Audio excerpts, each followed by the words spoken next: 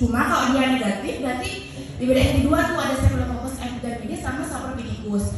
Nah, cara bedain epidermidis sama Saprophyticus itu pakai uji antibiotika, pakai novobiosin. Kalau dia sensitif berarti epidermidis, kalau dia resisten berarti Saprophyticus. Next. Ini bintang. Jadi karakteristik dari Staphylococcus secara umum dia tuh bentuknya fokus, bulat-bulat, terus kayak seperti anggur, terus bersifat monomotil, bisa hidup di aerob dan juga anaerob. Nah, Staphylococcus yang koagulasi positif itu bersifat patogen, paling sering itu menyebabkan infeksi pada nosokomial. Kalau yang koagulasi negatif itu dia tuh infeksi oportunistik, jadi rentan dikenai orang-orang yang punya permasalahan imun, misalnya kayak HIV. Next. Ini untuk karakteristik dari Staphylococcus aureus, dia koagulasinya positif, terus dia tuh fakultatif anaerob, tumbuh medium pada suhu 37 derajat Celcius. Kalau kita ingat lagi di bulan kemarin itu kan bakteri-bakteri patogen itu dia tuh akan maksimal hidup pada suhu 37 derajat Celcius. Terus pada agar itu ada zona hemolitik di sekitar koloninya, sama dia tuh bakteri patogen yang virulensinya tinggi, jadi patogenitasnya tuh tinggi banget. Next. Ini contoh dari infeksi Staphylococcus aureus, itu ada impetigo crustosa, biasanya itu mengenai anak-anak dan sangat menular, yang itu kayak furunculosis, jadi kayak ada abses gitu. Next. Untuk faktor patogenitas Staphylococcus aureus itu dibedakan jadi dua, ada yang enzim sama yang toksin. Kalau yang enzim itu lagi dibagi, ada yang koagulasi sama hemolise. Kalau koagulasi itu berarti mengubah fibrinogen menjadi fibrin, sedangkan hemolise itu melisiskan sel darah merah. Next. Ini bintang. Terus kalau berdasarkan toksinnya itu ada alpha-toksin, dia itu hemolisis sel darah merah, menghancurkan platelet dan juga menyebabkan nekrosis pada kulit.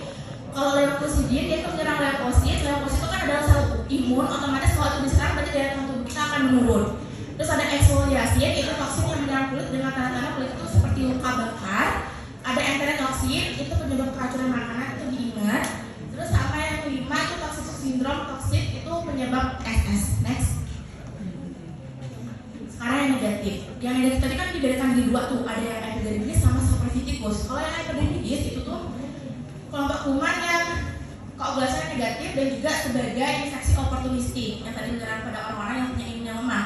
Kalau yang Saprophyticus itu salah satu penyebab infeksi pada saluran kemih di komunitas atau community acquired infection UTI. Next. Ini contoh preparat di laboratorium mikrobiologi, mungkin bisa digunakan kelas responsi ya. Lihat itu warnanya ungu, berarti bakteri gram positif dan fokus. Next. Sekarang identifikasi Staphylococcus aureus. Ini tes hemolise. Next. Ini ada tes pembentukan pigmen.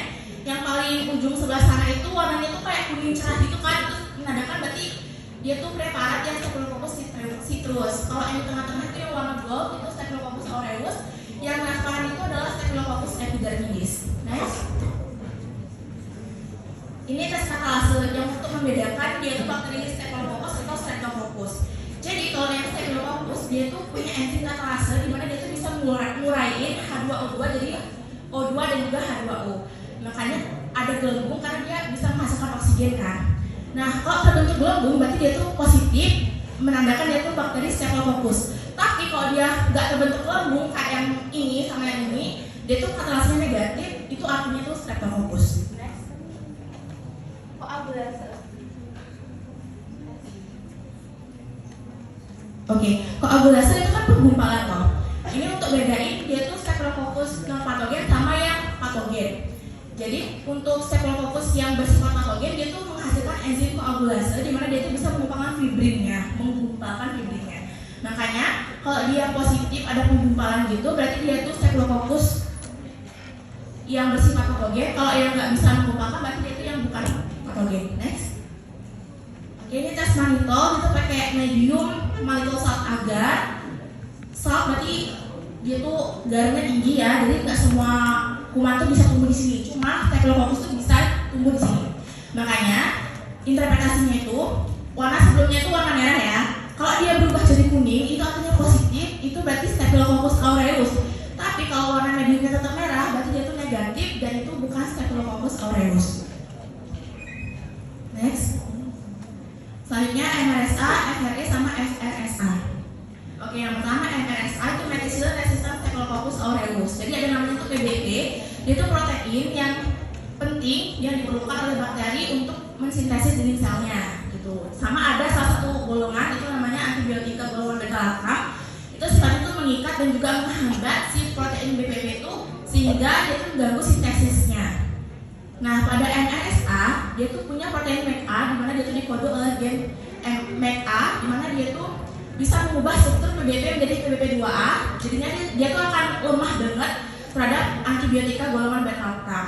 Makanya kalau misalnya dia Staphylococcus aureus yang melakukan protein MACA, maka dia tuh akan resisten terhadap seluruh golongan antibiotika beta-lactam. Next. Ini untuk identifikasinya MRSA itu pakai kromagar, dia sebuah medium dimana bisa nunjukin kalau lingkungannya pakai warna jadi bisa kelihatan. Terus untuk menentukan MRSA itu pakai 2 jenis, yang pertama itu oxacillin sama cefoxitin. Kalau oxacillin itu untuk golongan penicillin, kalau cefoxitin itu untuk cephalosporin. Nah kalau oxacillin atau cefoxitin resisten berarti dia tuh MRSA. Next. Terus ada FRE itu vancomycin resistant enterococcus. Nah vancomycin itu juga kerjanya itu menghambat sintesis dinding sel, di mana dia tuh punya gen yang bisa mengubah afinitas prekursor antibiotika terhadap vancomycin. Nah, gen tersebut itu masuknya plasmid dan juga transfer dari kuman lain yang telah mempunyai gen resisten terhadap vancomycin itu. Nah, untuk enterococcus yang paling sering itu, yang paling penting, mohon maaf, itu ada enterococcus faecium sama enterococcus faecalis. Next. Ini contoh kromaga dari FRE.